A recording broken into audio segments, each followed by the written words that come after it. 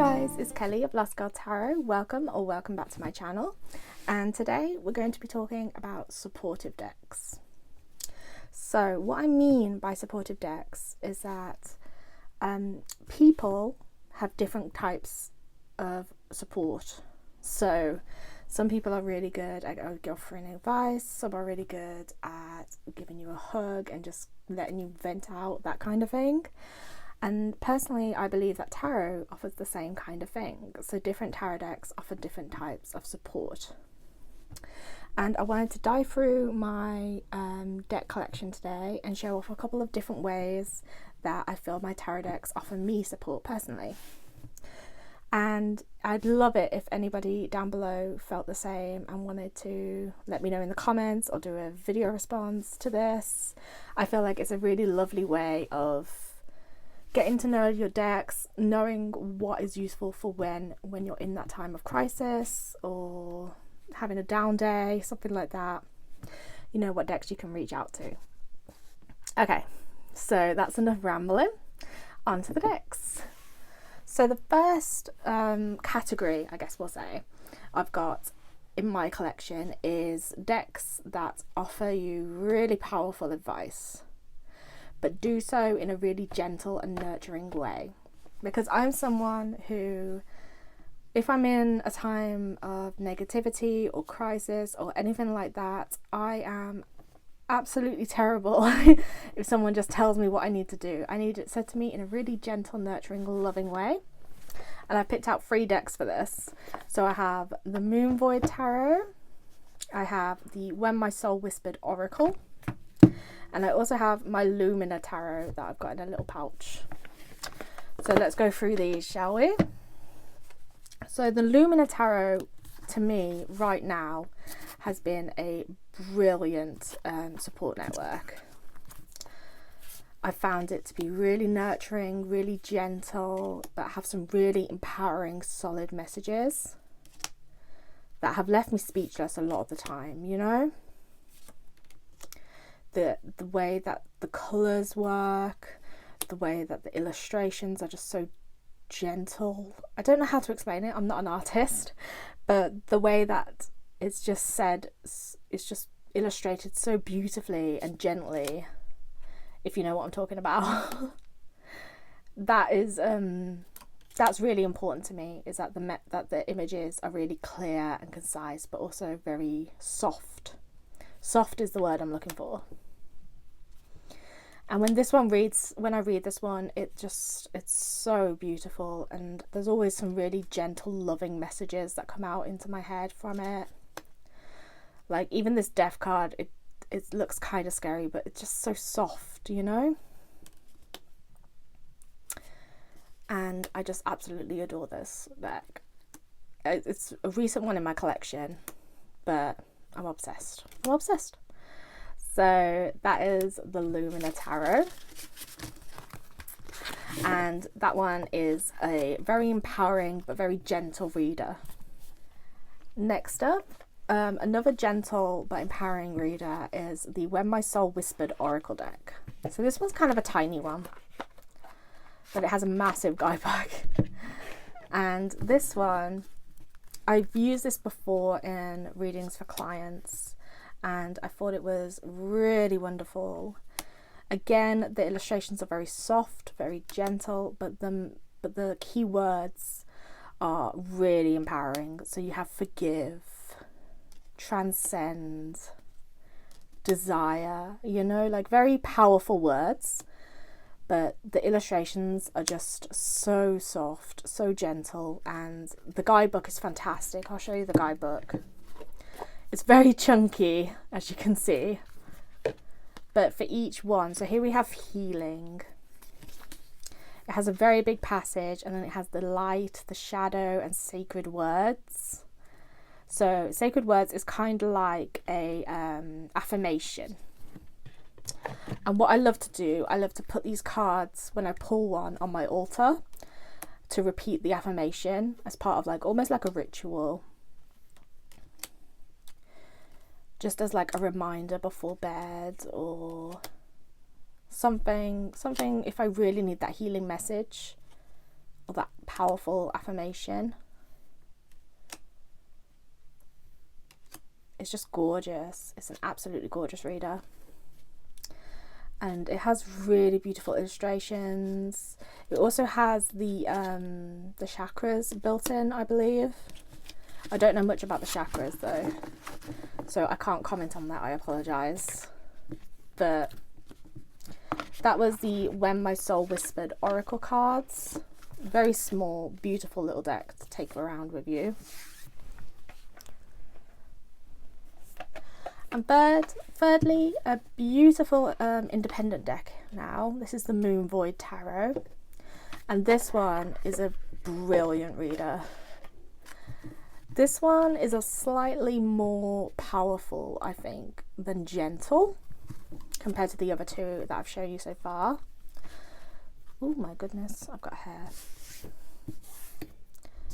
But the thing about this deck is that it's like, I call this my big sister deck. You know, like I am a big sister, but if I did have an older sister, I believe she'd be like this. You know, she's got that confidence, she's got that power, she's got that sass, you know. So if I did have an elder sister, she'd be the Moon Void Tarot, personally. She'd kick you up the butt and tell you, girl, you've got this. You know, that's the way that I view this deck. I love the colour palette. I love pink, so that's perfect for me. I love the text font, I should say, that's the word, font. I love the illustrations, like Justice here with the brain and the heart, like that's badass, you know. And the Empress here, she's so sassy, like I love her. But yeah, so when I need a little bit less gentle, but still gentle and still loving, but just a little bit more sass, I go to this deck. So this is a very supportive deck to me. Yeah, I just love this deck. And also, like, the edging. Let me show you the edging. Like, it's so gorgeous. It's sparkly. I love it. Love it so much. So that was the 3 decks that I say are supportive in an empowering way. They offer advice in a very gentle but powerful way. And the next category that I want to show you are my play decks. So sometimes when you need support, you don't need advice, you just need a distraction almost, you know? And there is a time and a place where you can distract yourself from negativity and things like that. Not every time, because the problem's still there, you know? But if you just need a little bit of escapism, these are the decks that I go to.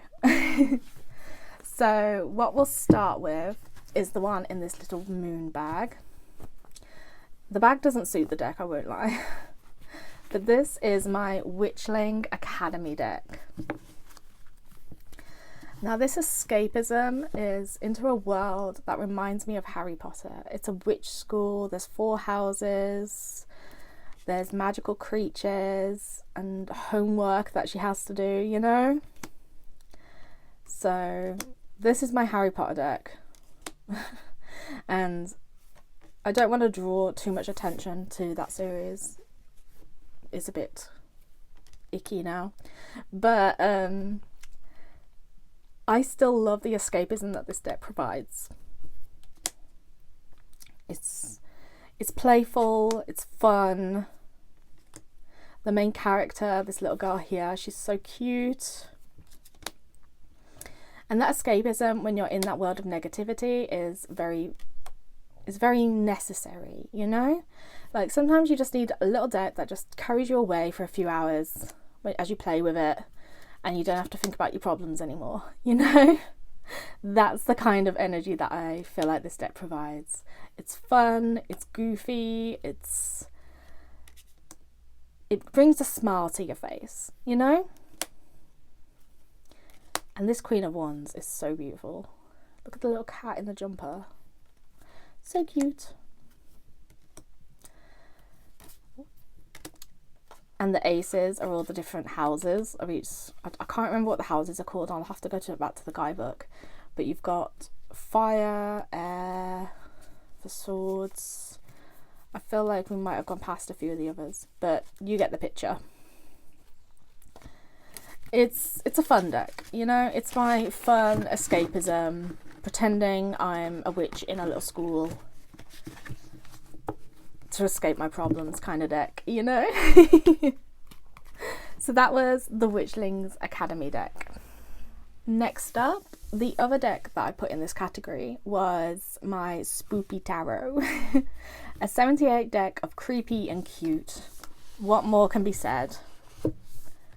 So this one is Pips, but it's just too adorable not to use. It's my Halloween deck without it being Halloween, you know? So I don't think it's in order, but we'll see. So this deck is a very cute, witchy deck that just pulls you away from your problems for a little period of time, you know? Like, I love something creepy and cute. I love that, like, kawaii style of adorableness. You know, like, come on, the Hierophant is a little vampire. Like, how can you not? I still don't understand why the Lovers is the haunted house, but we roll. But I just love this style. I think they did another deck. I think it was called the Kawaii Tarot, and that was a really, really adorable one. But I love anything to do with Halloween, let's be honest. And it's just so adorable. It brings me away for a little while, makes me think of how cute this is, and just takes me away from my problems and gives me that distraction that I need for that period of time, you know? And that's what you need sometimes. I will clarify that only sometimes you need that, but it's just as valid as everything else, you know?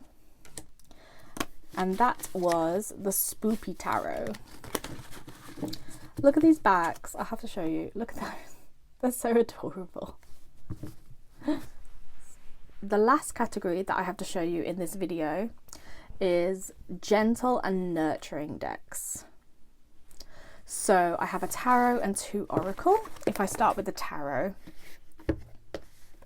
So I'm so sorry about the state of this bag. It's like so beaten up, but I love it too much to get rid of it. But this is my Good Karma Tarot. So to clarify, this category is slightly different from the beginning one because that one's all about empowerment. This one is just something that soothes you, that nurtures you. And this tarot deck is perfect for that. I use this a lot in my self-care readings. I believe I used to use this in client readings as well for the self-care work. And it was spot on. It was so good for that kind of thing. And I just love this deck so, so much. It's mass market, it's easily accessible, and it's just so beautiful. It's almost, the illustrations are almost like storybook kind of illustrations, and I love that because when you have self-care readings, you need that nurturing, almost childlike energy. Well, I do personally, and this deck is perfect for that kind of thing. I absolutely adore it. The backs are so stunning as well, and you can see it's like so bowed. But I just love it. I think it's fantastic for what it does, you know? And the illustrations they're just gorgeous, aren't they? They're bright, they're colourful, they're elegant. I love all the tattoos on these characters. And it's just stunning. So when I need that gentle energy, I definitely turn to the Good Karma Tarot. Another deck I use is called the Creative Consciousness Healing Oracle for self-healing and self-care by Joanna Wright. So I haven't used this one as much as my other ones, but Oh my god, the box nearly broke then. But what I use this one for is for a very specific self-care practice. So we have a keyword and a little phrase underneath. And these are so storybook-like. I love them. So we've got moon petals, challenge yourself with compassion, ice boundary, emergency energetic boundary, schedule, pink fruit. It's very dreamlike, and I love that about it. It's so beautiful, so gentle. But what I use for this, so say I picked up grounding, rooting in the power of your purpose. I'd turn to that in the guidebook. What card is it? Number 3. And I'll do the visualization that it talks about here, and then I'll do the prompt as well, the journal prompt. So the journal prompt for grounding says, ask the magic seed, what are you growing? What messages do you have for me? How can I cultivate you? Try writing the answer quickly. Allow whatever the seed says to be expressed and felt. So that's like, it's very like in the moment, stream of consciousness kind of writing. And I used to love doing that at university because I studied creative writing at university, so I loved doing stream of consciousness writing to try and gather inspiration for something. And I feel like that can be really beneficial sometimes for your self-care as well, just to write whatever's on your head in the moment and get it down on paper. So that's something that's really helpful for self-care, for that nurturing energy. And this deck is perfect for that. It's just absolutely perfect. And I'll show you the backs as well. This one's another Mass Market one. And it's so cute. Look at the little snake. So adorable. So that was the Creative Consciousness Healing Oracle deck. So the last deck I have to share with you today is the Self-Care Wisdom cards. So this deck I usually pair with the Good Karma Tarot, because it's perfect for that kind of, oh, there's the author card, for self-care messages for at the end of the spread. And that's because these cards have a keyword on the front, and then on the back it has the message. And I think these are so beautifully drawn. So we've got optimism, we have priorities, needs. I think the keywords are brilliant. I think they really hit self-care like on the head. Like, it's absolutely fantastic. So patience, that's a really powerful one. Invitation, so like inviting all those beautiful words into yourself. I love that. Action's very important for self-care as well. Baby steps are still steps, and they're better than standing still. That's really powerful. So these cards are absolutely brilliant for self-care as like a final wrap-up message. Or you could even base a spread around them, I guess. I feel like that could be really fantastic as well. But I've used these in the past for myself and for clients, and I've gotten some really good results with them.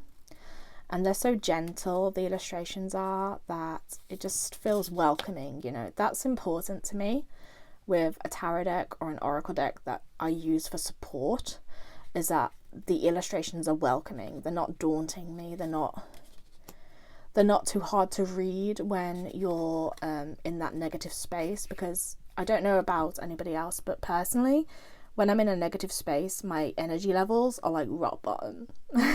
Like, I don't want to do anything. So I feel like having a tarot deck or an oracle deck that's an easy reader and like tells me the message straight away is really important to me. Truth. We've got risk. I've had this one a few times. That one's an interesting one. It's take a chance. Every risk is a success when you're committed to learning and growth. Like, that's a really powerful message. Abundance. Focus with the little cat. Space. Space is a good one. The quality of your life has more to do with what you remove from your life than what you add to it. Give yourself the gift of space. fantastic reader.